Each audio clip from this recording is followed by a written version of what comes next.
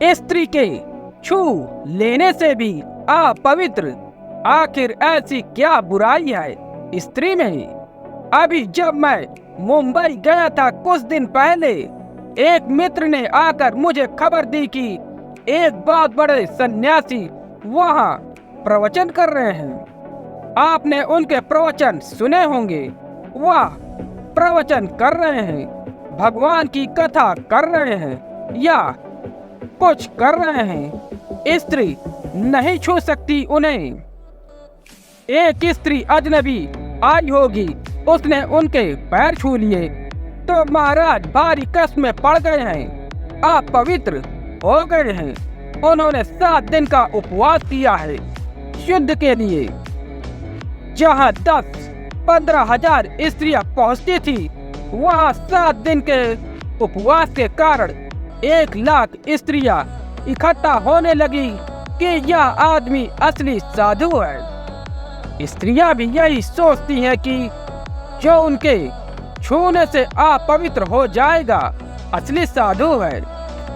हमने उनको समझाया हुआ है, नहीं तो वहाँ एक स्त्री भी नहीं जानी थी।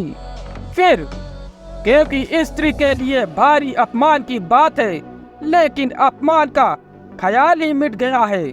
लंबी गुलामी अपमान के ख्याल मिटा देती है। लाख स्त्रियां वहां इकट्ठा हो गई हैं। सारी बम्बई में यही चर्चा है कि यह आदमी है असली साधु।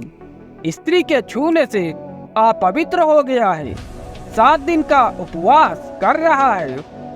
उन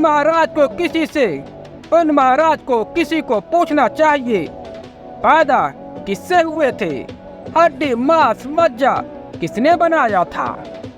वह सब स्त्री से लेकर आए हैं और अब अपवित्र होते ही स्त्री के छूने से हड्डी कमजोर साधुता है जो स्त्री के छूने से अपवित्र हो जाती है।